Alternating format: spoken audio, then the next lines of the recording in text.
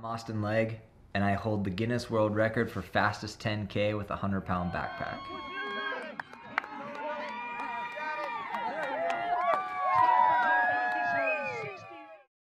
I remember when the carrier frame first came in, looking at it and just knowing that we had something pretty special.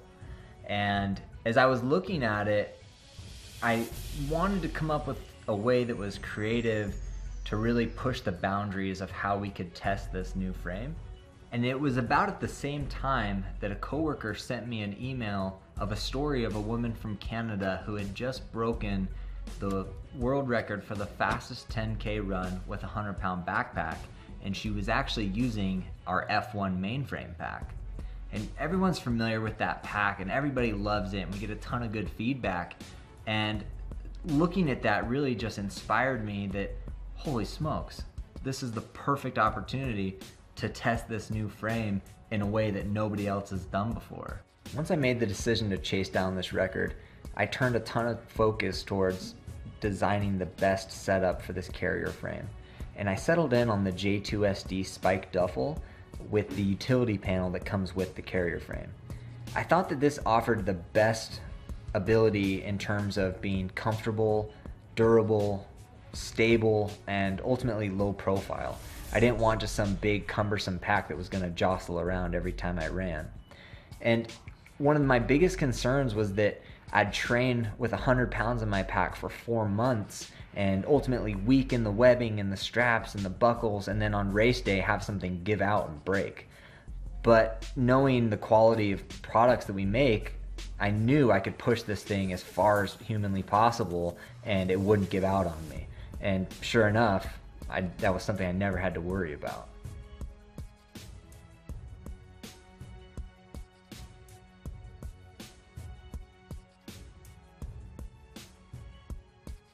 One of the best pieces of advice I got going into race day was, don't just try and break the record, try and set the record so far in advance that other people don't even want to attempt it. And that was my mindset the entire day. And I couldn't focus on anything else. All I wanted to do was shatter that record and just beat it by so far that other people would look at it and say, yeah, that's impossible, I'm gonna try something else.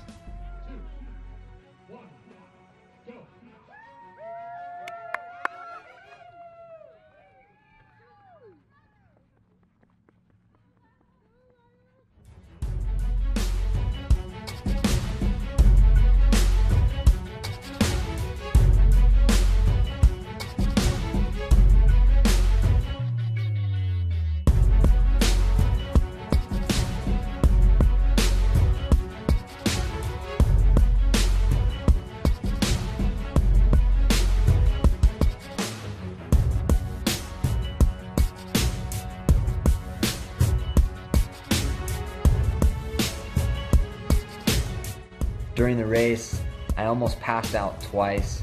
I was dry heaving every time I tried to take a drink. I mean, I was so dizzy and lightheaded, I couldn't see straight at some points. I just knew my feet had to keep moving and I had to keep going straight.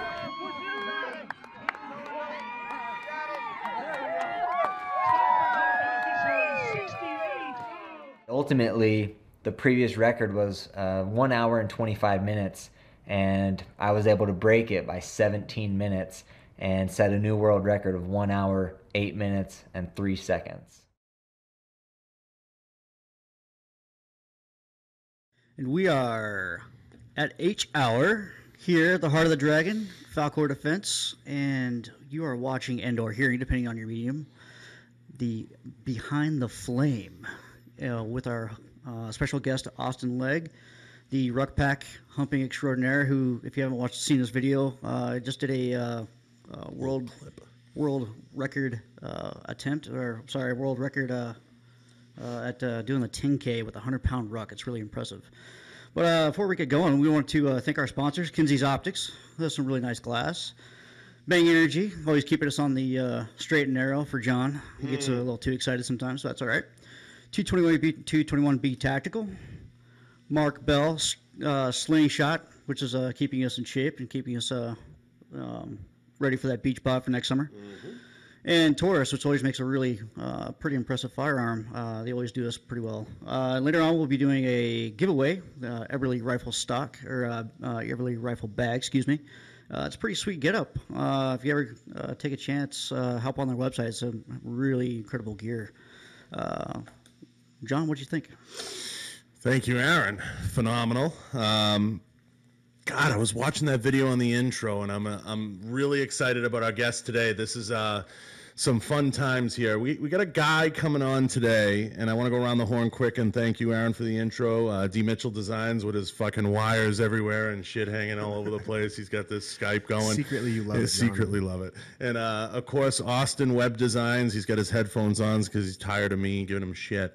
So I am, here with a guy today on Skype that I don't say this that often. He's definitely an inspiration. And the shit that he did was so impressive because I'm not a long distance runner by any stretch of the imagination. And I'm not fooling anyone into thinking I'm going to do a 100-pound rucksack Guinness Book of World Record feat anytime soon. But I watched that video, and not only the sexiness to which he carried himself, but my eyes were stuck on the bag and the process and everything that went into it. And it's just amazing to me when I see guys do shit I can't do. And building a birdhouse falls into that category too. But it's amazing, and I'm excited to talk to him about his brand. I'm excited to talk to him about everything he's got going on. I can't say enough about him. We got to chatting after he set this record, and he comes from a marketing background similar to me. And I can't say enough. He sent us over a rifle bag that I took a look at and a backpack, and the rifle bag was absolutely the balls. One of the best rifle packs I've seen in a long time. It was super exciting to kind of get my hands on it, look at the fit, the finish, everything that had to do with the bag and just the quality of the bag. So yeah, it's pretty money. So they designed some really cool stuff, and I'm talking about Austin Legg from Eberlestock. So I'm excited to have this guy on. As I always do, I'm going to throw it over to him, and I want to kind of start way back at the beginning, how Austin got to Eberlestock, and then we're going to get into the Guinness Book of World Record run and all that. But I want to start with how he got to Eberlestock and how that process began. What happened? You're freaking kidding me. Did you record? I love how this works up until the moment we throw it over to him. I need more wires, John. I don't know how wires help with a connection, but we can go there. All right, we're getting it back online here. Skype blows. People are turning on us on YouTube. They're turning. I would. I'm turning on myself.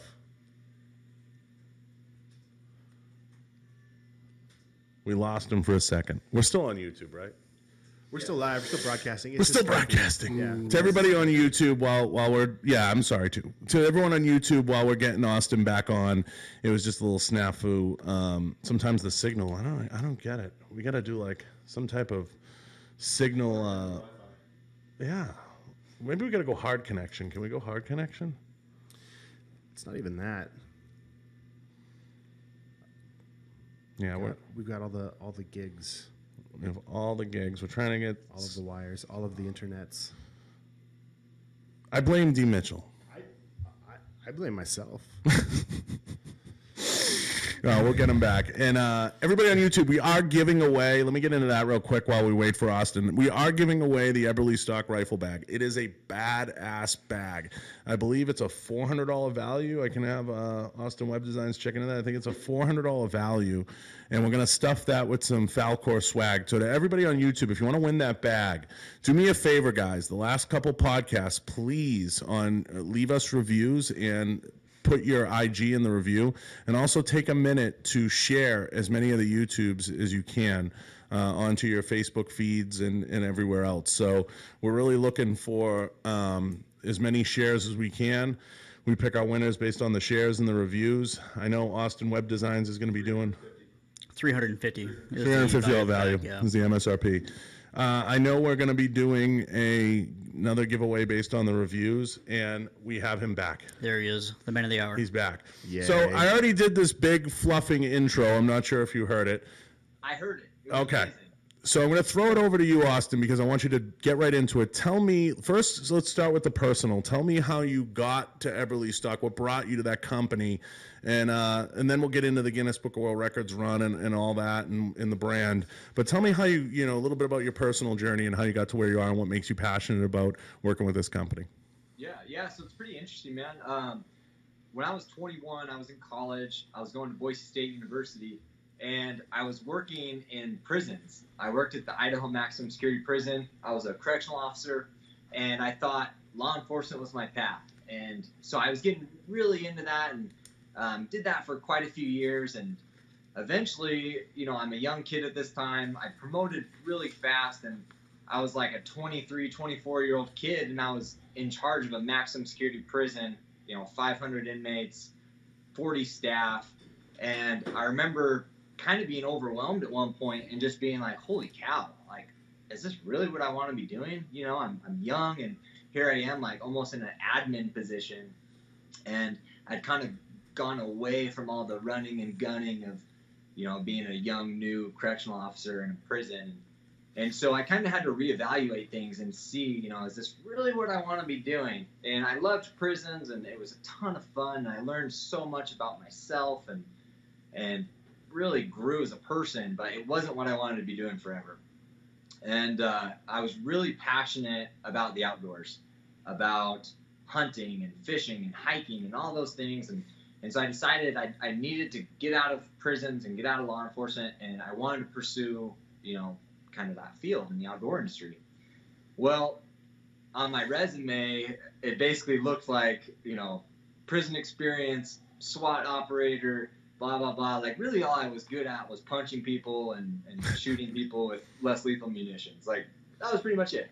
And so I decided, all right, I really need to dig into how I'm going to make this transition. And so I quit my job, I went to grad school, and I did a master's in business. And where'd you go to grad school? What's that? Where'd you go to grad school? I went to grad school at Boise State as well. Boise State. Yeah, man, go Broncos. And yeah, I mean, Eberlestock is a local company, and I'd been running an Eberlestock backpack. And so just kind of on a whim, I was like, send a quick email. Hey, I'm about to finish grad school. Are you guys hiring? And I actually got hired initially as a sales guy. Just like, hey, we need a kind of a sales manager. We want you to do it. And I was like, yeah, you know, I'll give it a try. We'll see where it goes.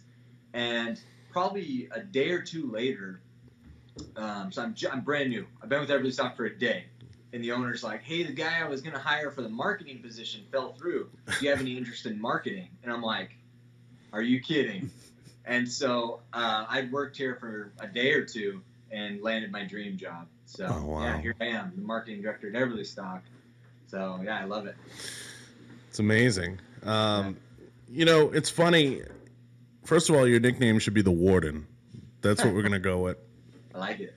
Austin the Warden. So you start out, you know, you doing the prison guard thing. And it's funny because, you know, I had gone to the academy years ago, and you come out and you think law enforcement's changed so much. And, you know, even the time It's crazy. It's gone through so many changes, but people don't realize that, sometimes you find your passion in some of the things that start out as hobbies, and you get really passionate about them, and it fuels kind of where you want to go. So you do all this cool stuff, and if you're familiar with Boise State, to all the listeners, that's the crazy field with the blue turf, right? I actually played on that field once.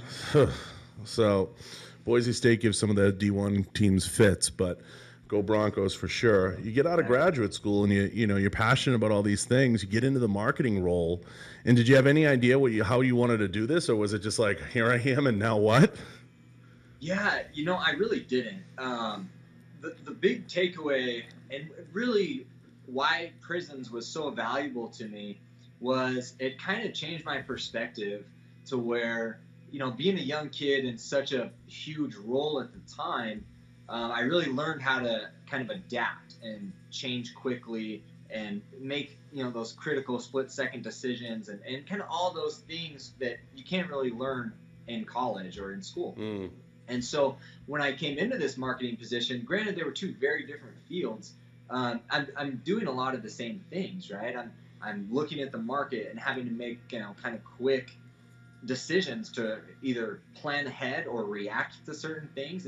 And so I think I didn't really know what I was doing per se, but I think I had the skill set, and so that's kind of helped make me more successful than just being. Yeah, I say all the time, because my background's in marketing, and marketing is you always have to know your customer, right? Know your market, and then you're always going to have these little trial balloons.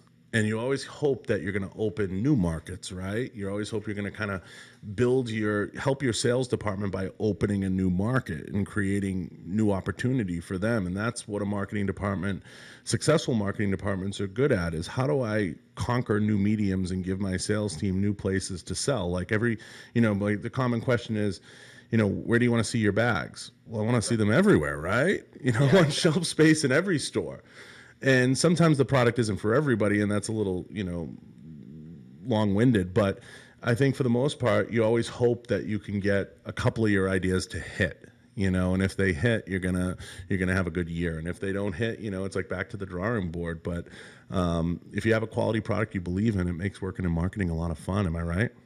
Yeah, and you're exactly right. And the other thing is, because marketing and social media are going, anymore, they go hand in hand so perfectly that a lot of people are starting to be able to see through just the garbage sales pitch of, like, your pro staff guy holding this bag with like a, hey, check me out, cool guy pose. Like, people see through that stuff. And so, I'm trying to, like, innovate new ways of catching people's attention without just being that cheesy marketing guy that people get annoyed with. And that was really kind of what led me down of setting this Guinness record was, hey, this is something new, this is something creative that I think will catch people's attention, and at the same time it's gonna really turn people's eyes to this product and say, oh, if he can do that with this must be pretty legit. And what I fell in love with right away, and I know Aaron can attest to this, is one thing we take seriously here at Falcor is training. So we're always out training. We're always working with guys that are, have a history deep in the training. So we're always making it a point to put our money where our mouth is, right? And as a marketing director, CEO, you're stuck with, you have to walk the walk and talk the talk. You have to live the life. You can't just it can't be lip service, because they'll see through it. I can't be a guy who's just out there saying, buy my gun. Well, what the hell do you know about your gun? And what the hell do you know about your equipment? And what the hell do you know about your gear? Well, I did this, this, and this. And it's tough for us because we're almost creating a culture or an environment as marketing directors that puts us on a treadmill. But it's, if you love it and you're passionate about it, you're going to love that treadmill and you're going to eat it up.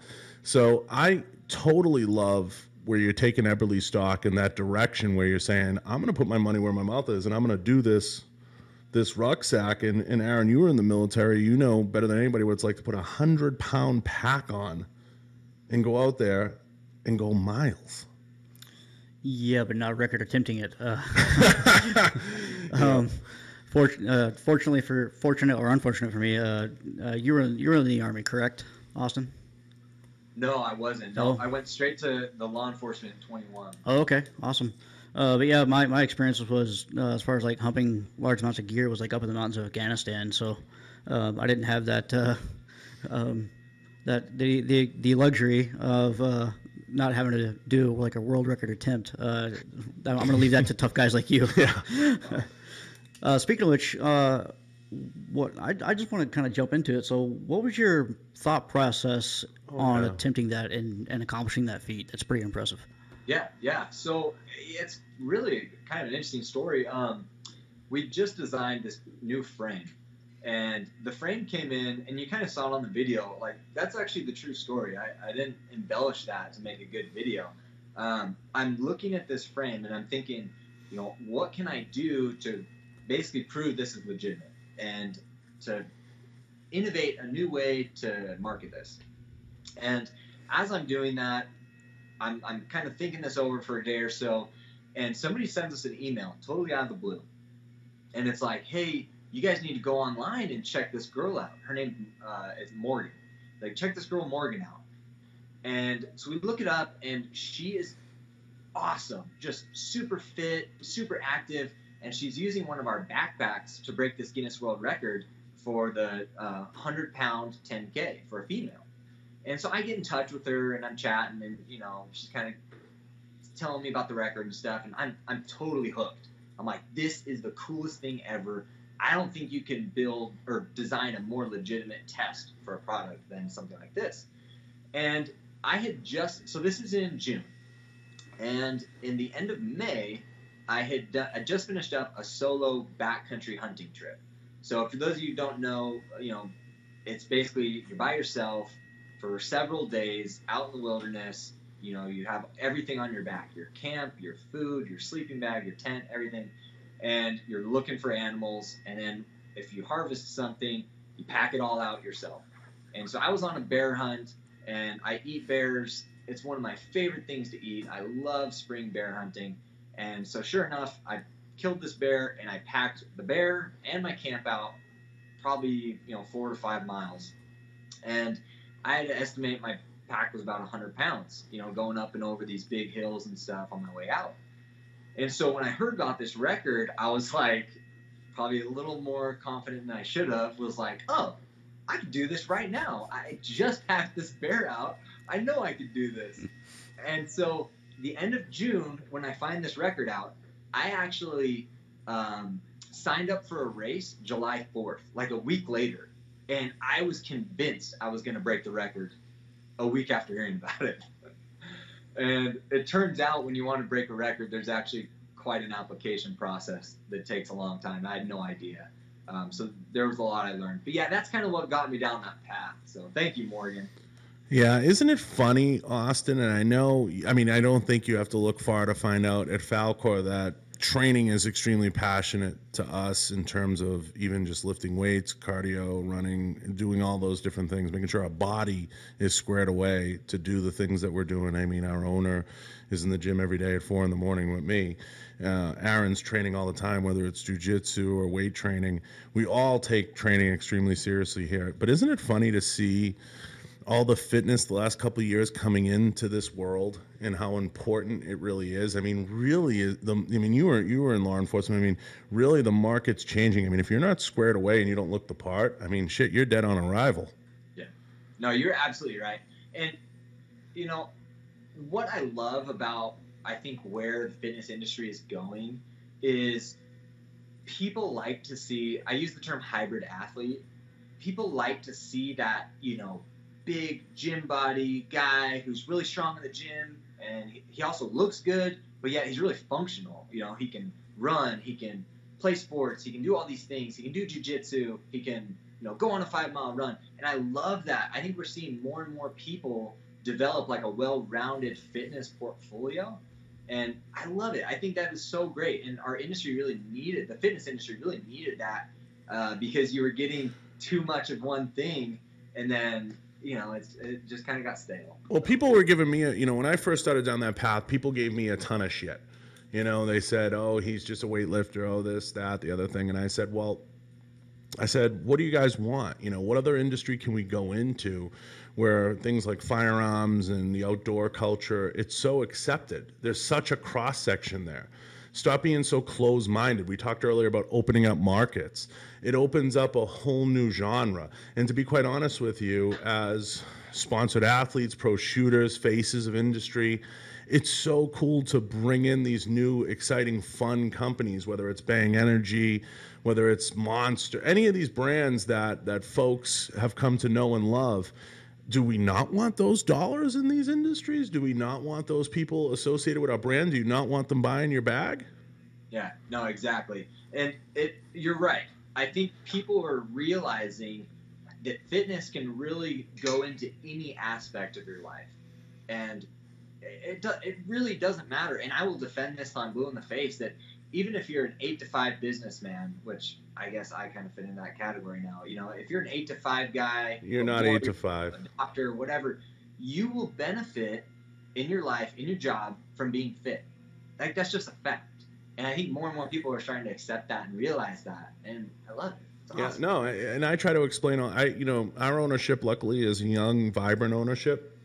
And we've explained to them, you know, whether it's guys doing jujitsu, whether it's guys training, whether it's guys leaving the shop to go donate time, that all contributes to your brand, and that it contributes to what you're doing as a movement. What do you stand for?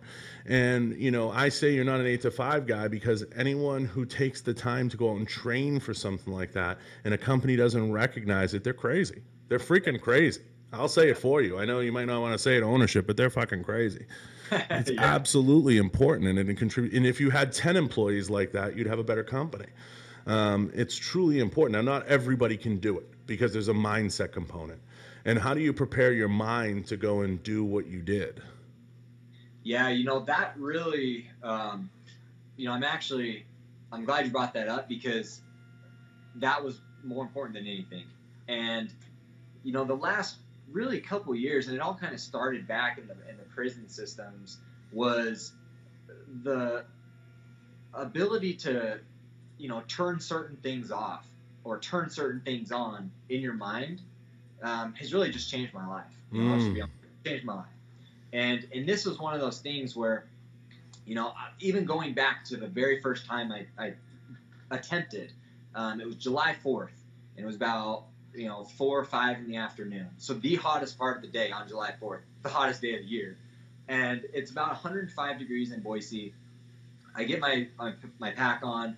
I go to a park, and they have a big map, and they outline the trail, and it's like, okay, 1 lap is 2 miles. And so I'm like, okay, I'm going to run 3 miles. Got it. I'm going to, you know, do it right now. And, you know, there's something in my mind that tells me I can do anything. And not only can I do it, but I'll succeed at it. You know, so there's that. And then on the other hand, there's reality where it's like, no, you're probably going to die if you attempt this. And so, yeah, I mean, my very first time running it, I was running about 15-minute miles, so not very fast. And I was dead. My legs were shaky. My back was hurting. My feet were hurting. I mean, everything on my body that could hurt was hurting. And on top of that, I didn't bring any water. So I'm like getting lightheaded, getting dizzy. Depleted. And so I really had to realize, like, okay, even though I could make myself do this, should I do this? You know, and yeah, the ability to turn things off, like I said, and turn things on when you need to it's life-changing, man. Now, let me ask you this, because for people that are kind of listening, were you a college-level athlete, high school level? Like, what kind of was the, you know, where were you athletically? Yeah, so athletically, you know, I did high school sports. I was really into high school sports. And then when it came time to go to college, I actually took a break. I didn't really know what I wanted to do. I didn't know if I wanted to play sports, go to school. I didn't know where my path was. And so for the 3 years from 18 to 21, I was just kind of like a lost boy. You know, I was just doing whatever. I didn't have a plan. And so, yeah, like, you know, 21 hit, I was in school, got into the prisons, and that's kind of what gave me some guidance. Right. Discipline.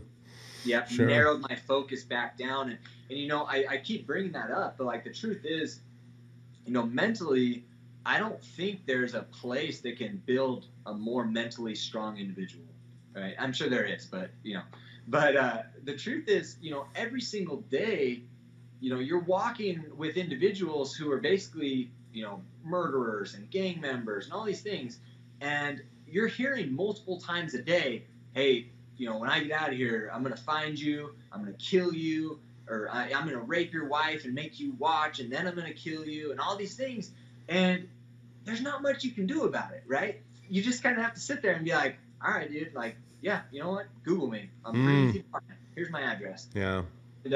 And that builds so much mental toughness to be able to, take those things on a daily basis and just be like, yeah, whatever, dude. And then on top of that, you're dealing with, stabbings and fights and staff assaults and all these different things. And it really has to kind of create a hardened exterior and then a hardened mental capacity. Yeah. And so I take a lot of those same principles that I learned and developed and then apply that to, my job here as a marketing director, and then kind of the outside of training for something like this. Because like I said, man, it sucked. It hurt. And it never got easy, right? No matter how you swing it, running with 100 pounds on your back is going to hurt. It doesn't matter what backpack you use, what shoes you use, what supplements you use. It hurts. And you just kind of, when I would start running, my Achilles were always the first thing that hurt. And I knew my Achilles will start hurting at about a half a mile. And so I'd start running, boom, Achilles. I knew after that it would work its way up to my calves, boom. So I knew I was right at about the half mile mark. And then it was just, keeps creeping its way up. My back, my neck, my shoulders, But those are those things, man, where it's like, okay, I know this isn't going to kill me. I know I can do this. I just have to block that out and tell myself that quitting, failing, not accomplishing this isn't going to be an option for me. It's crazy. And that's that kind of mindset that I have the entire time. It's amazing. It's amazing. It really is. I'm kind of curious. So, anytime I do like a hump, a backpack trip or whatever, I've always tried to adjust the weight for the weight to be at the top of the pack. Is that how you did it, or was there any special way that you had the weight in, or how did that work? Yeah, no, you're exactly right, man. So when you're fitting a backpack and you have heavy weight in it, a lot of people don't know this, but you want the weight to be up higher, so in the higher half of the pack, and then tight and close to the body, so as close to the frame as possible. The disadvantage that I had was I was using sandbags that weighed 50 pounds each. And so there's not really a way to get all that sand up high into the pack. No. And so I was basically just like jamming stuff in there any way I could to make it fit. And so really it's pretty evenly distributed amongst the frame. Setting yourself up for success. So. Yeah, right. I just knew, and every time I do, I was like, I know this is going to hurt. This is not going to feel Should have good. used water. So let's stay on the bags for a minute. We'll come back to you and some of your marketing mindset and things like that. But let's jump into the bags. I was on the website, and you guys have some badass shit. And I've screwed around with a lot of bags around the industry. Companies, for whatever reason, have sent me bags through the years that I've tried and messed around with. You have some really cool stuff. What offerings are you vibing on, and who do you feel gives you? I know there's so many different genres out there: hiking, outdoors, hunting, you name it. Who are some of the areas, I don't want to say people, the genres that you kind of lean on for advice, or you look at when you're designing these bags or marketing these bags, and what bags are you vibing on that you guys are working with? Yeah, so right now there's kind of three main areas I'd say my focus is on.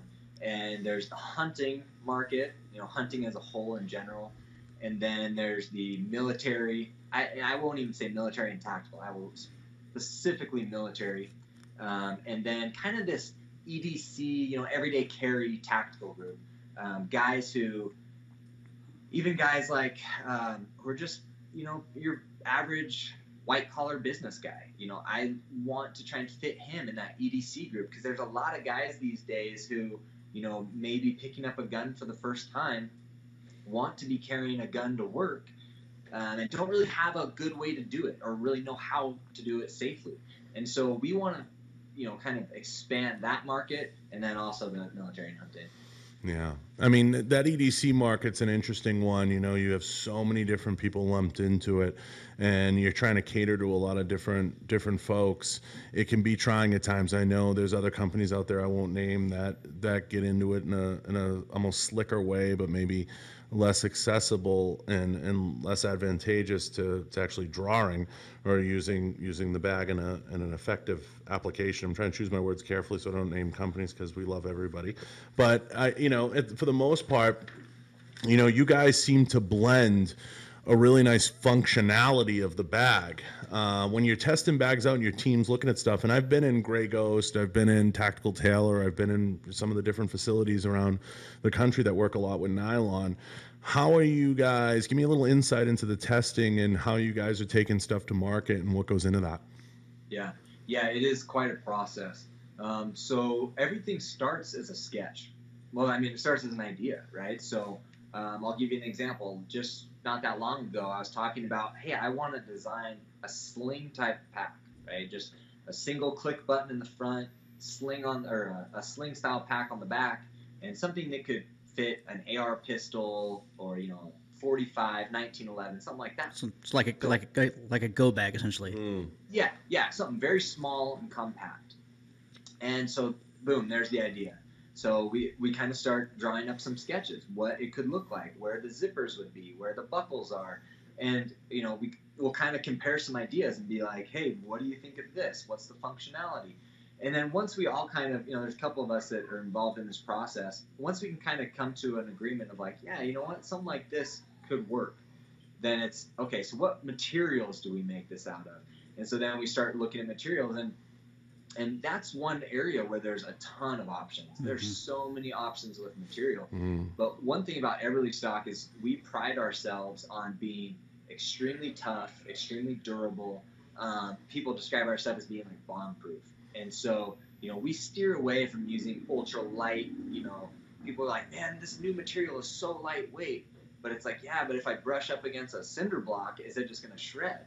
And so all these factors come into play. And then once we get the drawing, the material, the buckles, everything done, we'll send that off and have our factory mock up some samples. And then, we go from there. We get the samples in. We test them, see how they fit, see how they function, see if, hey, this weapon sits right here. Can I whip this bag around, pull the weapon out, and engage something safely? No. Okay, let's redesign. Or yes. Okay, what changes would we make? And so oftentimes, I'd say we probably can see like 3 iterations of something along with testing in between before something actually goes to market. And so I'd say like from time of an idea to the time something would actually hit the market, it's probably like a year. Yeah, that's pretty damn good, to be quite honest with you. I mean, I know if we could get a firearm done in a year, that's impressive. Yeah. So, you guys have tons of offerings. Give myself, the listeners, and the folks on YouTube a little insight. What are 2 or 3 that you love, that you kind of really, and maybe break it down into the 3 different genres you mentioned, and what should folks look at from what Eberlestock's offering?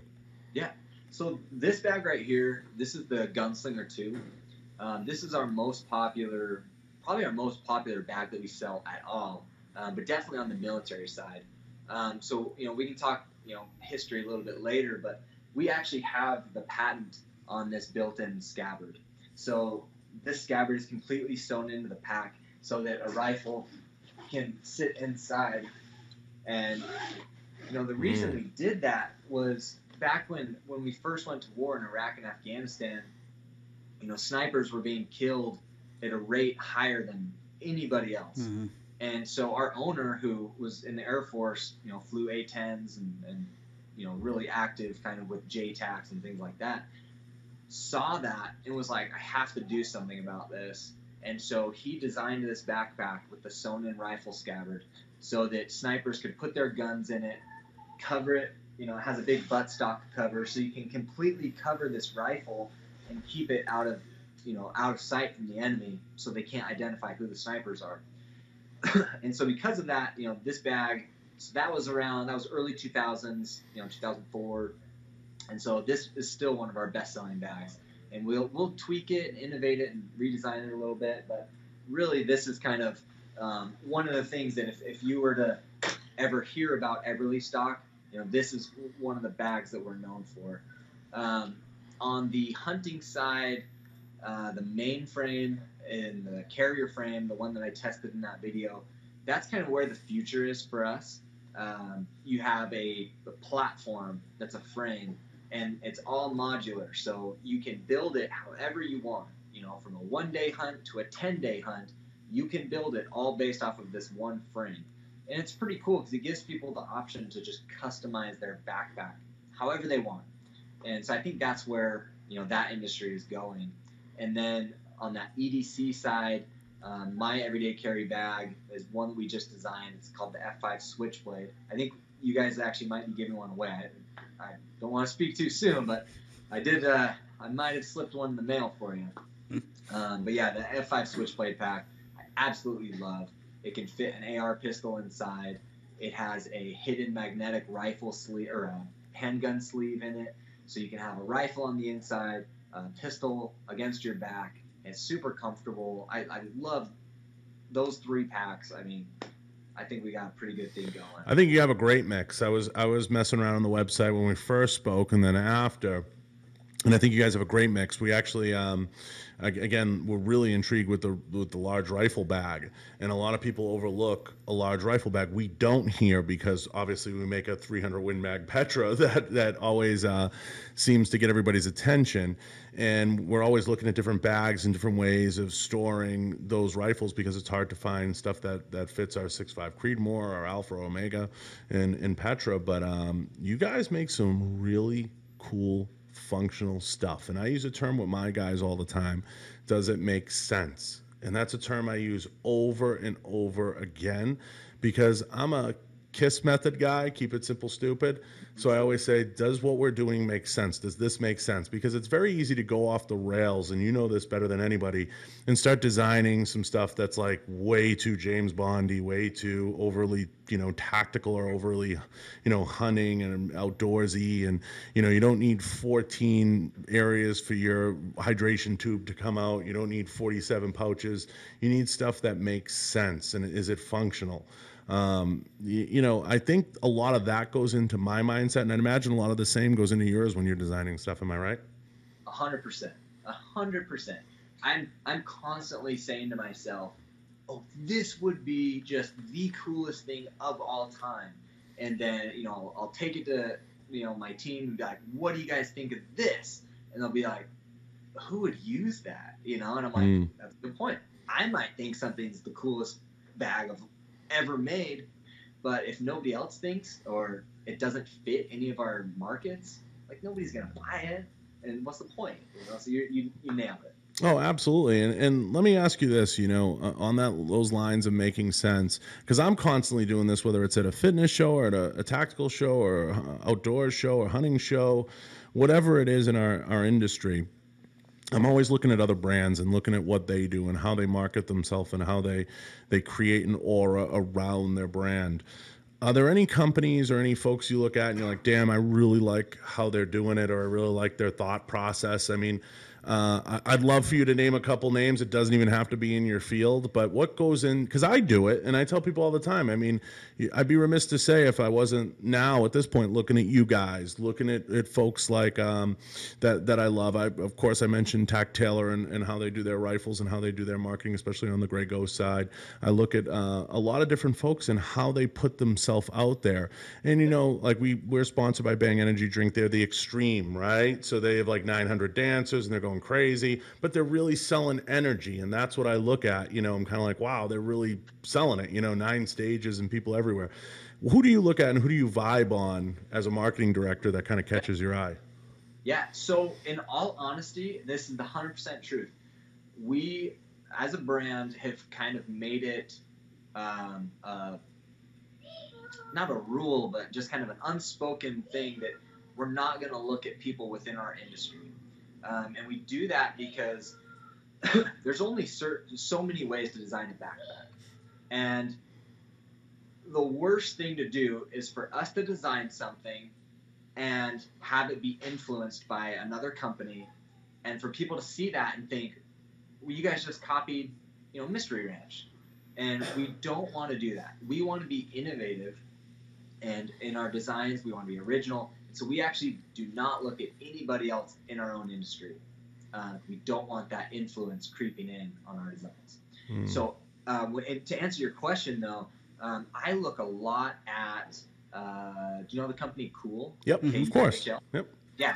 So I love Cool. I love the branding they do, the look they have, the feel. Everything seems right for their brand. I may have kidnapped a former employee or two. Oh, well, you know what I'm talking about then.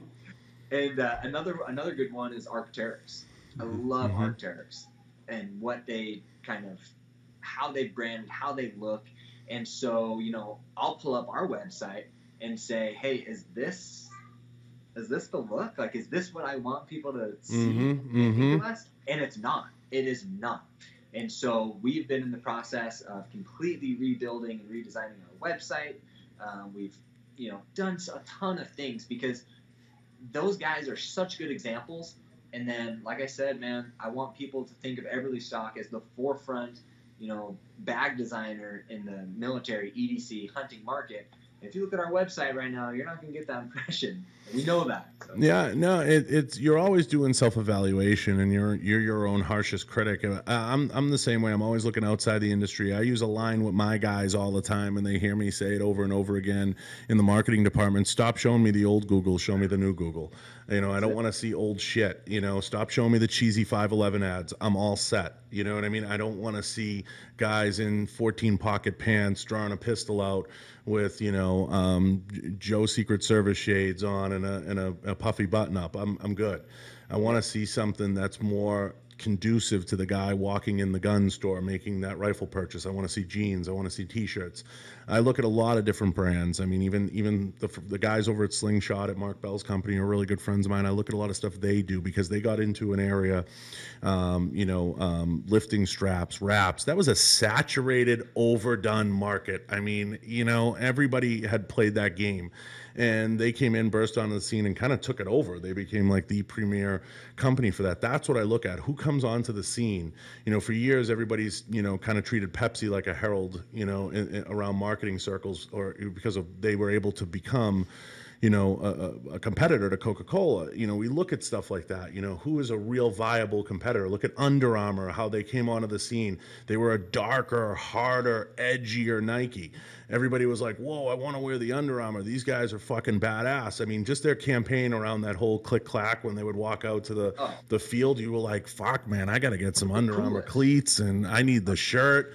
Yeah, I mean, it was like you were sold right there. And people say it all the time. I had Bruce Cardenas, the one of the head guys at Quest Bar, on here, and he said he was sold on the Marines. He was sold on the marketing of the Marines. It's everything, and people don't understand that fit, feel, and finish of what you're trying to deliver is incredibly crucial to how you're going to do things. So you're absolutely right. I mean, you're constantly looking outside the box, outside the industry, at what other companies are doing. Shit, I go to shows just to walk around and look at booths and look at how they're doing it and the vibe they're creating, and you have to have an environment conducive to success to be successful. So I love everything you're saying, and I'm catching everything you're throwing down. Who inspires you personally? Who do you look at, whether it's on social media or out there in the interwebs? Yeah, I draw a lot of inspiration from guys that fit that mentally tough build that I'm constantly striving after. So a guy like Marks Luttrell, right? I don't know if it gets any mentally tougher than that guy. David Goggins, Nice. Cameron Haynes. Yeah, Cameron. What's his name? I can't remember his name. But yeah, I mean, those three, if I had to pick like my top three right now, Goggins, Luttrell, and Cameron Haynes. I mean, those guys, they are just the epitome of mentally tough when they need to be. They're nice guys, good guys, but when they need to turn it on, they can turn it on and do anything. Yeah, it was funny. Cameron Haynes, you bring him up. I've been in talks with him trying to get him on here, but he had reposted or shared a few of my stories, and I didn't even know, because I don't follow the hunting as closely, and just through occasionally watching Rogan's show, I had seen him on there a couple times, and I'm like, I didn't even know this guy knew I existed, and he had shared a couple stories. But yeah, I mean, definitely a mentally tough dude who puts his money where his mouth is. And echoing what you said, I'm a guy who just likes guys who put their money where their mouth is. I know you always say stay in your lane, but I just like guys that put it where it counts. Yeah, 100%, man. It's building legitimacy, especially in social media, where so much of what you're seeing is just fake. It's just a facade. It's people. Oh, we're gonna go there. It's people giving you what they want you to think and what they want you to believe is real. And so when you see guys who are out there actually living it and doing it, man, those are the guys I want to not only follow, but I want to kind of emulate, right? Cameron Haynes, he runs a marathon every single day. What? That's what I'm saying, man. That's the type of guy I'm like, okay, I can be like this. So a few things kind of come to mind. You mentioned social media in there, and I definitely have to bring this up. What do you love about social media, and what do you hate? And be honest, painfully honest.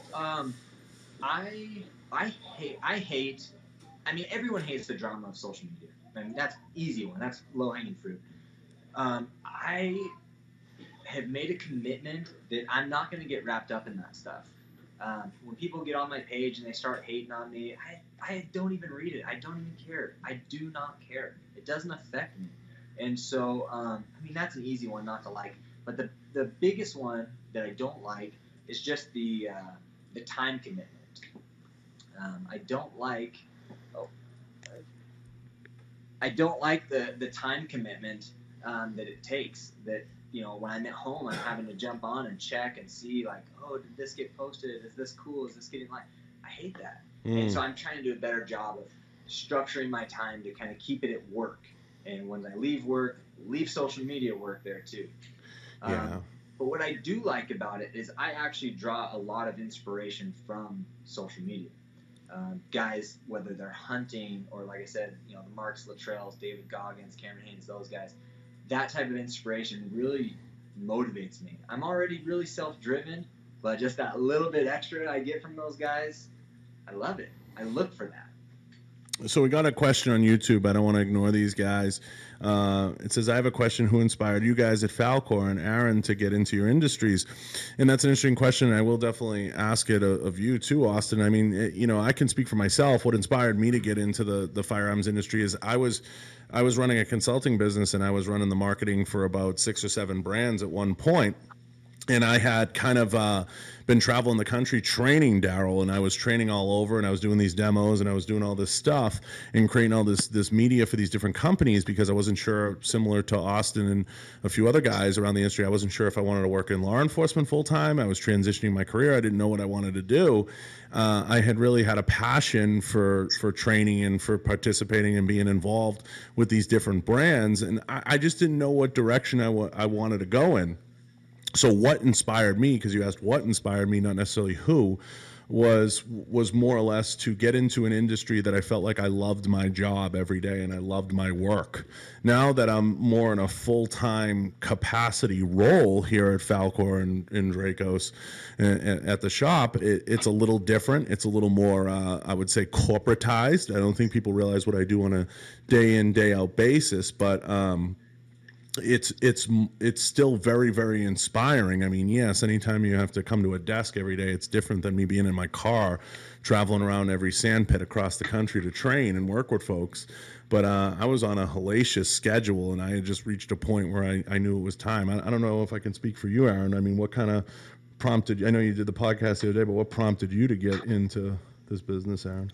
What's funny is I saw this building on the side of the road going up and down the highway when I come home on leave, and I was like, what is this Falcor? And I started doing some research while I was in the service and realized that they do a pretty amazing job producing a really good product. And not just on like a military aspect, but just as your average hunter aspect that really loves the idea of being out in the woodline and producing a really good product to use for a passion that everybody loves and enjoys, to get out in the woodline and hunt and stalk your kill, and that idea, that world really appeals to me, because I'm not an avid outdoorsman. I'm not going to be a hypocrite about it, but I do love to get out and enjoy that atmosphere. And it's just a calming effect that it has just on me, and a lot of guys that I know and still talk to that are still in the military. They're that same guy. Yeah, and we all share that same kind of passion. I think to answer your question, Daryl, I think it transcends. I think we all want to do a job we love, right? And when you get, you can't always be the tip of the spear. And I know Aaron was that for a long time. It's very difficult to be, in the field, as I like to put it, going hands-on and being, quote unquote, whether it's instructor or demo guy or being a field guy has a shelf life. And eventually you have to get to a point in your life where you say, do I want to still be a part of this process? And at what juncture do I want to be a part of that process? And I ultimately wanted to be at a place where I felt I could have a certain amount of creative control, a certain amount of say in what was coming to market, because I felt like I had a good understanding of the market. I had trained with all these different groups and people and retired folks in and around the firearms business. So that, I hope that answers your question. And if you do love, you're talking about transitioning careers, Daryl, and I'm going to throw the question to Austin in a minute. You have to kind of follow your passion, but you have to remember that passion and hobbies isn't always going to equate to financial success or personal fulfillment. It may just be a hobby. Like I know for me, and I'll get Austin's thoughts on it, there's a lot of things I do that are just a hobby. Mm-hmm. Jiu-jitsu is a hobby for me. I enjoy it. I don't see myself doing heavy competitive jiu-jitsu stuff anytime soon. For now, it's at kind of that hobby phase for me. I'm kind of enjoying the fun I'm having doing it, and it's going to stay there. I don't see myself being an instructor or this or that, because not every hobby is meant to be a passion. What do you say to that, Austin? Yeah, you're exactly right. One of the questions I get most often is, how do I get a job in the outdoor industry? And that's a great question. And I hope I have a good answer for you. But the reality is, not everybody can get a job in the outdoor industry. No. It's a very small niche market, and there's a lot of people that, because they hunt or because they love it, want to get in. And don't let that discourage you. My best piece of advice is, when I got hired as a sales guy. I can't think of anything worse than being a full-time sales guy. But I knew, hey, if I get in, if I prove myself, pay some dues, I'll get to where I want to be in the position I want to be in. Luckily for me, that only took about a day or two. Jeez. But the reality is that you may not land your dream job right out the gate. And so if you want the outdoor industry, for example, make a list of some companies that you're interested in, and maybe you take a job in customer service. Maybe you take a job in sales. Maybe you take a job, in manufacturing.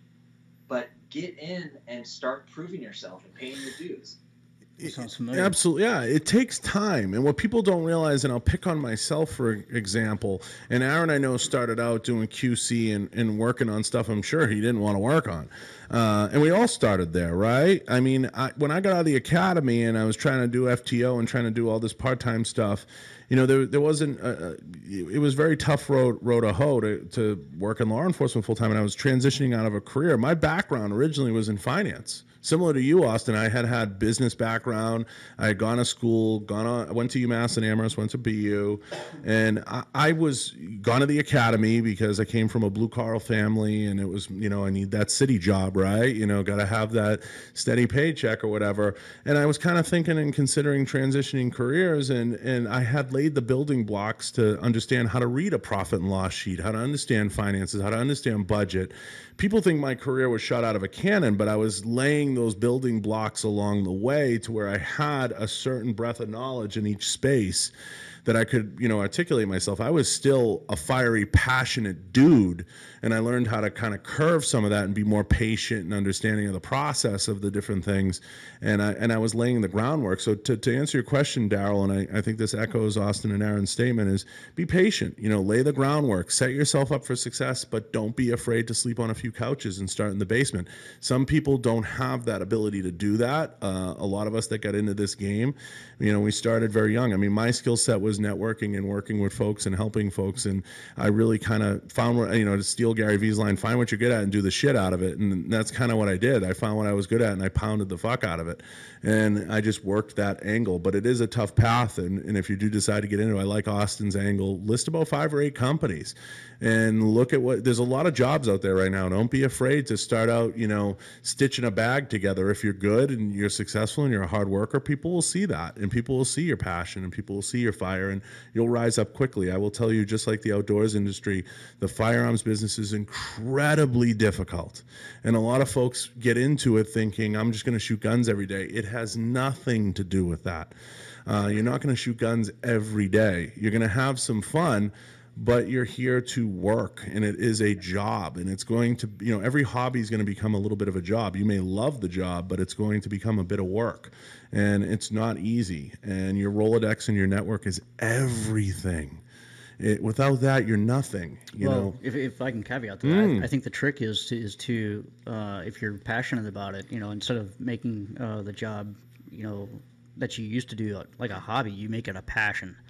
And you make it something that you really love and enjoy to do daily, regardless of the the grind and the pain in the ass process that you might come across day in, day out. But eventually you have to really love it. I'd say on top of that though, relationships are huge too. Huge. I don't think I've ever. I have a resume, but I don't think I've ever actually submitted one. I haven't. Usually it's just from internal hire or relationship thing. You know what I mean? And I'll throw this back at you, Austin, to get your thoughts, because it's an interesting topic. Everybody always asks us. I'm sure you get it 100 times. We get it here. How do we get into this industry? Or I want to work for you, right? That's come up with a few other podcasts, and I tell everybody this. This is a fair statement, and I want to get your take on it, being with an outdoors company and a bag brand.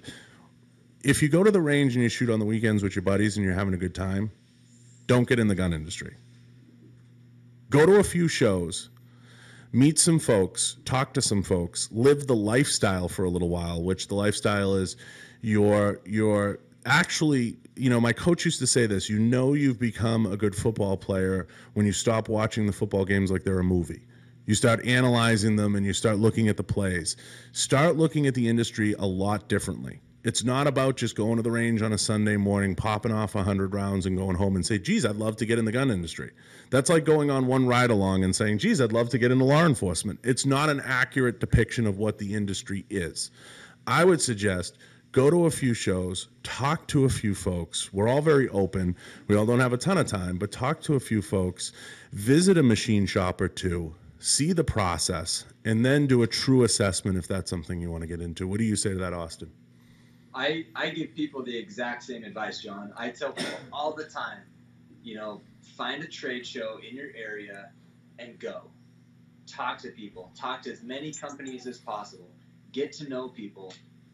My phone keeps get to know people. On top of that, another piece of advice I love giving is don't just tell me you're a photographer. We're gonna get there. Bring your book and show me. If you're a photographer, I want to see. If you're a videographer, bring me a thumb drive and say, hey, Austin, I'm interested in being a photographer or a videographer at Eberlestock. Will you please look at, this 1 minute, 4 minute, 8 minute, these 3 videos? Don't tell me what you can do. Show me. Mm-hmm. Because even if Eberlestock is not currently looking for a videographer, I know a lot of people in the industry. I might know somebody who needs a videographer, and then I can say, hey, why don't you check out this kid? He's a pretty good videographer based on what I've seen. And then I can make that referral. So it's quite a bit bigger than I think what people realize when you start building your network. It's huge. Yeah, absolutely. Let me ask you a better question. I'm sure folks want to know. what do you look for when you're looking for, whether it's sponsoring someone? Because I know people come up to us all the time, and I'm sure you get the same, hey, send me a free bag, right? That's what it all boils down to. Yeah. And we all take care of our friends around the industry, and we know, who to take care of. But when it's an outsider, what are kind of the ingredients? Because this is a question that comes up a lot in fitness, and obviously being at a firearms brand, I get inundated with it, and you don't even read half the emails because it's just too crazy. You can't get to all of them. Hey, I'm Mr. Joe Shooter from here, and I'd love for you to send me a gun, and I can do some evaluation on it, or I can give you an evaluation. I explain this to everyone, and you touched on a point, show me. I say this to everyone. I say, we have some pretty serious shooters and trainers on the staff. And they offer a lot of advice to us, and we even fly them in for advice. So you're real, like I sit there almost cynically. You're really going to have to wow me, with what you're going to bring to the table. What do you look for? What does Eberlestock look for in someone that's reaching out? Hey, I want to try a pack. Yeah, in one word, it's authenticity. So I want the guy who's out there actually doing it and living it and loving it. I want a guy who's authentic. I don't really care about Facebook or Instagram followers. I don't care about any of that other background noise, because at the end of the day, if you're not legit, people are going to see right through that. Oh, yeah. And I'm going to see right through that. Absolutely. I think that's just the best advice you could give. I kind of want to come back to social media before we wrap a little bit. There's always a love-hate thing, with social media and its marketing potential. I think, I want to ask you a couple of, because you're a marketing guy. I want to pick on you for a second and pick on your marketing. Are we witnessing the death of still photography and kind of the birth of it going all video? And video is obviously at a premium, that goes without saying. What do you look for in a repost? I know you mentioned authenticity, but are we witnessing the death of still photography for the most part, or will it always be there to an extent? I hope not. I love still photography. I read a thing the other day about Facebook and how in the future they want to be more like YouTube, where everything is video content, no more status updates, no more photos, none of that stuff. And so I think the reality is that is what the future looks like.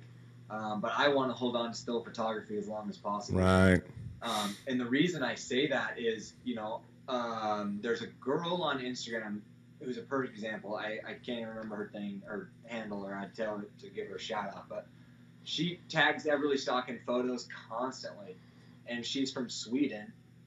And I know as soon as I see a tag from her, it's going to be quality, it's going to be the right message, it's going to be authentic, it's going to be all the things I look for.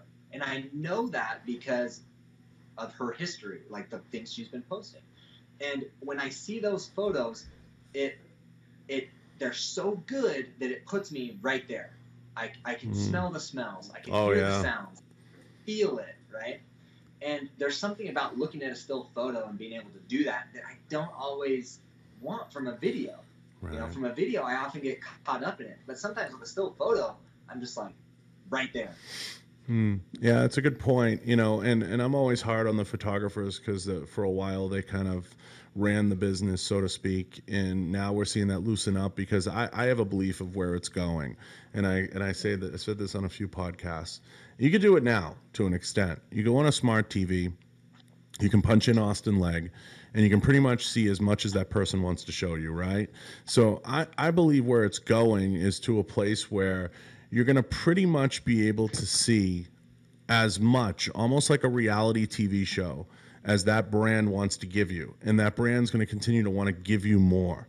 So we're seeing companies transition to bringing in marketing directors and folks like yourself that live the life, that actually live what they're talking about and what they're preaching. And at the end of the day, we all want to reach a point in our life where we put the bag down. We hope not, or we put the gun down, right? You're sitting at home and you're like, I got to go to this again, or I got to do that again, or I got to run 5 miles, or I got to do X, Y, and Z. We all want to get to that point, but the reality is we wouldn't be happy. We live the life. We embody that principle. And like you brought up authenticity. I think where it's going is you're pretty much going to have a reality TV show around every brand, and people are going to be able to tune in as they see fit. What do you think of that? Yeah, you're seeing more and more of that as Instagram Live, Facebook Live, YouTube Live, as those things are starting to really catch on, you're seeing more and more of that. And I don't know, man. You know, it's funny because even 5 years ago, a lot of companies weren't really in the social media space yet, or they were just kind of dabbling in it. And here in the last just few years, you see how print ads have just gone. And all the money's being spent in digital ads. It's like, you know, we could sit here and say, yeah, you know, it is going to be a reality show for companies in 5 years. But at the same time, I'm kind of optimistic to think, I'm hoping we're past this in 5 years. I'm hoping something new is on the horizon that I haven't even thought of yet, but it's going to be cutting edge, and I want us to be there, and you guys are going to be there too. You know what I mean? Yeah, I absolutely agree with you. I mean, there's no question about it. It's going to that place, and you know, it's going to be exciting to see. I'll be old, hopefully. You know, because You mean older? older, and no one will want to watch me, but by then. But you know, this stems into one thing. You know, before we close, when you put yourself out there, and you've recently really put yourself out there, you open yourself up to everything that comes with it. And I'm a guy who's been out there, arguably one of the better known CEOs in the firearms business because of the things that I'm doing and the things that I've done, which opens me up to a whole slew of criticism. And that's why I joke a lot of times on the podcast, I'm not tactical enough, I'm not corporate enough, I'm not ninja enough, I'm not anything, I'm nothing, I'm never anything enough, right, to satisfy everybody. And that just comes with the big seat. I mean, that's just the reality of it. And I welcome that. I think the reality is, and I want to get your thoughts on it, that you have to be mentally prepared for that criticism. And I think brands will go through it. People will go through it, people affiliated with brands, and you have to, you know, somebody joked on YouTube about it. You just have to develop that you don't care philosophy. Like I always say, I don't care. And the reality is, you know where you're going, right? And you know where the brand's going. And if you carry yourself truthfully, honestly, above, you know, principles above, you know, superior to almost anybody's you can have out there, and you just conduct yourself in the right way, you shouldn't, right? I mean, you should just be, you know, forwarding your mission and whatever your marketing plan is. And people chime in from the cheap seats. And what I hate about social media is it's opened up a lot of cheap seats. And there's a lot of people out there that will comment and chime in, you know, and we joke from the mother's basement all the time or whatever. And are they really a voice of a true customer? Or are they just someone who watches the industry and just says, oh, you know, fuck him. I don't think there was 100 pounds in that pack. Oh, screw him. You know, I mean, what are your thoughts on some of that and how you handle it as a brand and as a person? Yeah, you know, I love that you brought that up because a big part of this is it did open me up to a lot of criticism. And when I went down this road and decided, hey, I'm going to break this record, from a personal standpoint, I never wanted to say to people, I'm better than you because I'm doing this. I'm tougher than you because I can do this. That was never my goal. From a personal standpoint, all I wanted to do was inspire people and help people realize, man, you can set a goal. I worked for 4 months. I busted my ass at 4 a.m. for hours running mile after mile after mile to get ready for this, right? And so when guys jump on and they're like, oh, you can do that, but I guarantee you couldn't do, you know, this Ranger airborne ninja. I tell them the truth. I'm like, you know what? You're probably right. I am not trying to put myself ahead of you guys. I'm not trying to be better than anybody. This is just what I did, and this is how I did it. And so a lot of those criticisms I either don't address, or I tell people, you know what? You're right. I probably right now could not do this, you know, airborne school, you know, record, whatever it is. Airborne school's easy. Don't worry about it. I mean, I'd try it. I'd love to try it. I'll do it. But yeah, you know, there's a lot of that, and I just have to keep in my mind, you know, especially with social media, I'm not there to put myself ahead of other people. I'm not there to prove that I'm the coolest, toughest, anything. I just want people, if people come on my page and they look at my stuff, I want people to be inspired. I want people to see my pictures in the outdoors and be like, this is awesome. Yeah. I want to go hunting. Or this is awesome. I want to go get a rucksack or pick a Guinness World Record and I want to go try and break it. I just want to inspire people. I want people to do better. I want people to try more things, to expand their mental ability, to shut off the fact that we're taught it's okay to fail and it's okay to quit and it's okay to... No, it's not okay. Mm-hmm.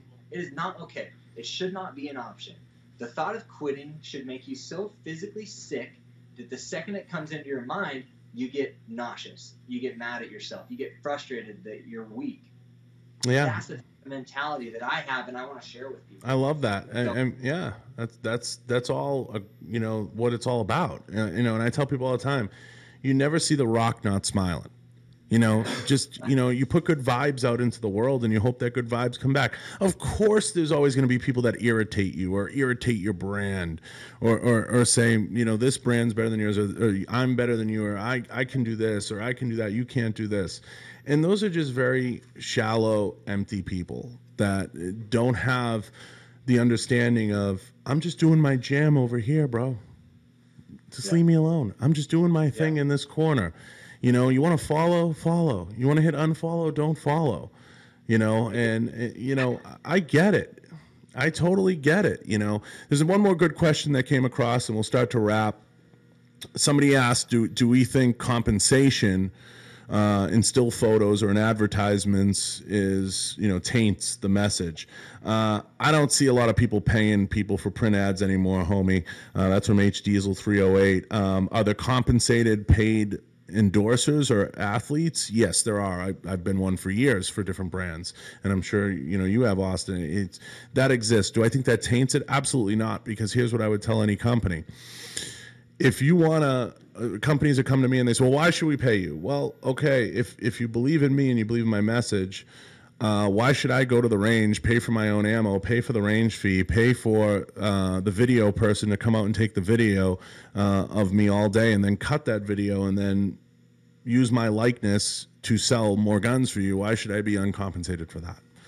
I think that's fair, and I think that's fair with any bag company or anybody. Sure, there's always going to be compensated folks that you work with as a marketing director and as a CEO. There's always going to be folks on your payroll, and they help you craft the message that you want. But of course, you want them to believe in the brand. I mean, that goes without saying. And I don't think anybody, and I'll get your thoughts on this, Austin, I don't think anybody starts with a brand that wasn't always a customer first. And that's what I always say. I was a customer first. I used the bags, I used this, or XYZ, and I enjoyed it. I mean, I assume you guys look for similar before you get into compensation and things like that. Yeah, I mean, even 5 minutes before we got on the podcast, I was scrolling through the DMs, and one that caught my eye was, you know, potential collaboration. So I click on it, and, you know, if this guy somehow sees this, I'm not knocking you, buddy. I'm just giving you some pro tips. The message said, send me some bags and I'll send you some still photos. I've never seen that. The reality is that everybody has a camera. Everybody could send me some still photos. The better approach to this would be, hey, send me X bag. It's $199. I will provide you $399 worth of content, and here's how. I'll provide, you know, a 1 minute highlight reel of the bag, this. You know, those are the things that I look at and I can say, okay, am I getting an ROI that is going to make this worth it, a return on my investment that's going to make this worth it? And so, you know, for all you guys out there who are looking to get, you know, free products, sponsored, pro stuff, those types of things, take that advice, because it really is the truth. You know, show me. Don't just tell me, show me. So yeah, man, I agree with you, John. You nailed it. Always be a customer first. That's my first, you know, thing. You know, a lot of the brands I've worked with, I went out and bought one of the bags. Hey, you know, what do I owe you? You know, and I think I said it to you before the show started. I said, I want one of those bags. Let me know what I owe you. Yeah. And you know, sometimes you have friends in the industry, and of course they send you stuff, and you always try to do right by them by giving them some promotion in return. And you try not to get into too many. Just to all you guys out there, as a company, we try not to get into too many of these loosey-goosey relationships, because once you say yes, it's like adopting a kid. Now you got to feed them, clothe them, and send them to school. It becomes a slippery slope. So I always try to work out a more rigid arrangement, whether it starts out as a Texas handshake over email or DM, where it's like, send me a list of what you can do. If I like someone's vibe, I'll say, send me a list of what you can do and what you're capable of and what equipment you're using. And let's start out with one product and let's see where it goes. Or maybe it'll start out with a loaner gun. Let me see what you can do. And from there, we can grow the relationship and get into something maybe more formal. We sponsor a handful of shooters here, very small amount. And we like to keep our circle really tight. And a lot of them, we don't sponsor them because of a code usage or because they're going to lead to some incredible compensation. It's because we genuinely believe in their mission and what they're doing, and we want them to have our equipment while they're trying to accomplish that mission. And that's kind of where my process starts. You know, we sponsored Tony Sentmanat from Real World Tactical. Tony teaches a free law enforcement training course. We wholeheartedly stand behind that. It's not because Tony's an all-around badass and does a lot of really cool shit, and he's a former SWAT guy and Marine Corps guy and all that. That's all great, and it contributes to his story. But his likeness, his image, what he projects, and his work ethic is something that we feel our firearm represents as well, and we want that affiliated with those things. And of course, he's a lifelong friend of mine. It goes without saying. You know, we have a personal relationship, and I understand how hard he works to develop his courses and the people that train under him and how seriously he takes that. You know, you don't throw around that whole training thing. You know, the thing about him, too, is, like I said, if I had to pick one word to describe what I'm looking for, it's authentic. And that guy is 100% authentic. Oh, yeah. Right? He lives it. He has lived it. He is still living it. And he works for it every single day. And, you know, you see his content, and you know that. There's no question that guy's legit. Yep. And we sponsor Ian Strimbeck of Rune Nation. Ian's a jiu-jitsu guy. He runs a training out of New Hampshire. I grew up with him. He was a Marine Corps guy. Ian's another guy. He lives it, you know. He's out there on the ranges training all the time, and he works with a lot of different groups that Tony doesn't work with, whether that's Leupold, CAGWorks, all these different groups. And we want him using our gear and talking about it with the Gray Hive guys and everything in between. Those are the folks that I look for. And I have a personal relationship, so I know how they tick, and that's really important to me. On the 3-gun side, there's a handful of people that we work with that we try to get some understanding. We're not really big in those markets, but we're I call that a developing market for us because we stick more to the hunting tactical. So it's really important to me to kind of understand developing markets as well. So there's always room for folks there. But I would add one layer to what you said. I would say be different. Don't be afraid to be different. You know, what'll catch my eye is something along the lines of, hey, John, you know, not I want to send you photos of your gun. Hey, I'm training right now. I'm going to be doing a 1,500-yard 223 shot or something, and I want to do it with your rifle. Here's where I've trained. Here's who I've trained with. Here's the range I'm going to do it at. And hey, by the way, here's a couple videos of me hitting it 1,200 yards. And I'd be like, damn. You know, I don't think, you know, if you were in my seat, Austin, you'd be like, I got to take a look at that. Yeah. Or if a guy hit you up and said, Austin, I fucking love you, but I tell you what, I'm training to break your Guinness Book of World Records. And here's a video of me matching your record. I'm going to surpass it, but I want to do it in your bag. And I'm going to video and document the whole thing. You'd be like, brother, here's a bag. By all means, take the record, you know? I will personally buy it for you, and I want to be there to watch. Exactly. And I think people have to dare to be a little different and dare to be a little extreme. And if that doesn't suit you or fit you, then you're probably not cut out for sponsorship, because I'll be the first to say there's a lot of exceptional folks out there. And there's a lot of folks doing some pretty damn cool stuff. And you're one of them for sure. And Tony's definitely one of them. And there's a lot of folks out there that are doing some really cool shit. My days of doing cool shit are way behind me. I'm too fucking old, in plain English.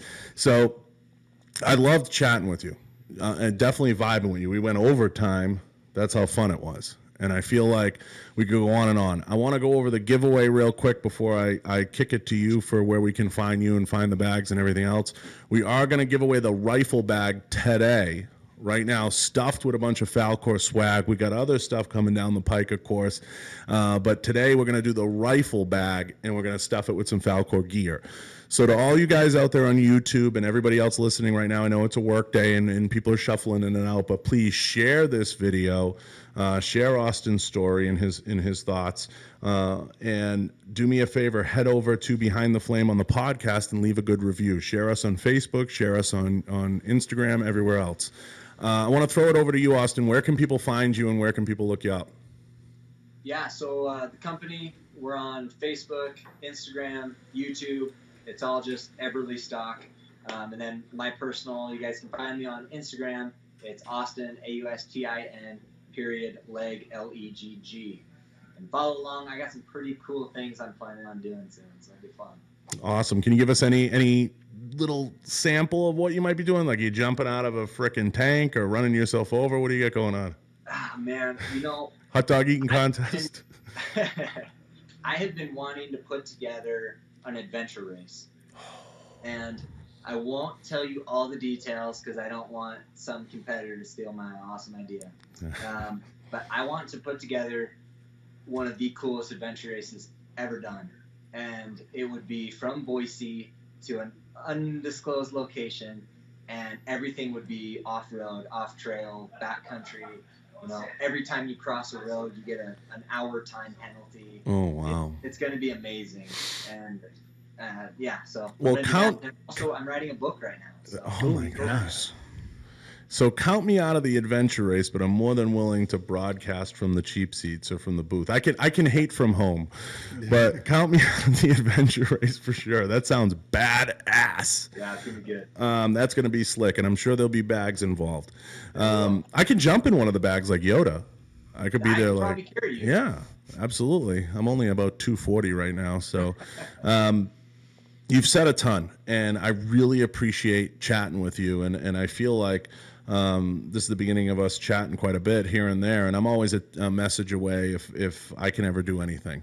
And of course, I love that you love us, and of course, we love everything you're doing over there. And everybody, make sure you check out Eberlestock, give them a look, check out the bags. We'll make sure we put the link in this. They're making some really cool stuff. Check them out. Everything's really smartly priced. Don't hesitate to reach out to them if you have any cool ideas. What's the best way to reach out to you if people want to get in touch, whether it's about doing a bulk order, maybe opening up as a dealer, or just reaching out to say, hey, I got some photos? Yeah, social media is really the best way these days. I'm on it all day, every day. So send me a DM, a comment, tag me in a photo, and when I say me, Eberlestock or even personal, and I'll find it and we'll get in touch. So I appreciate your thoughts. I thank you guys. I thank Eberlestock. Awesome time having you on. I really love what you guys are doing. I'm going to be paying attention and looking forward to it.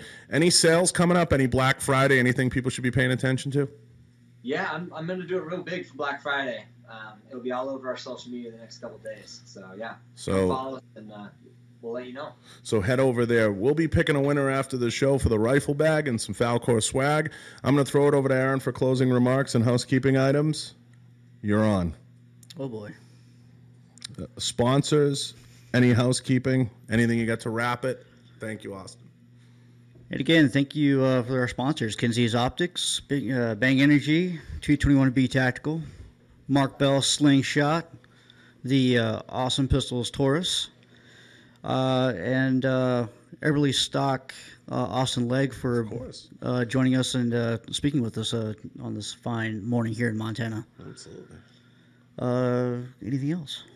Anything, Derek? We miss anything? Oh, man, I had it teed up for the end video and all that good stuff, so I can't put my beautiful face on here. Just give me a second so I can tell people stuff. Housekeeping items. Housekeeping. Housekeeping. All right, so awesome. Thanks again to everybody, to Austin, to Aaron for throwing it to John this morning. Real quick reminder, we have that behindtheflame.com website. So if you're not an Apple guy, you can go find all of our all of our network links. You can watch us on Anchor, on Spotify, on Stitcher, on SoundCloud. We're all over the place. So check those out.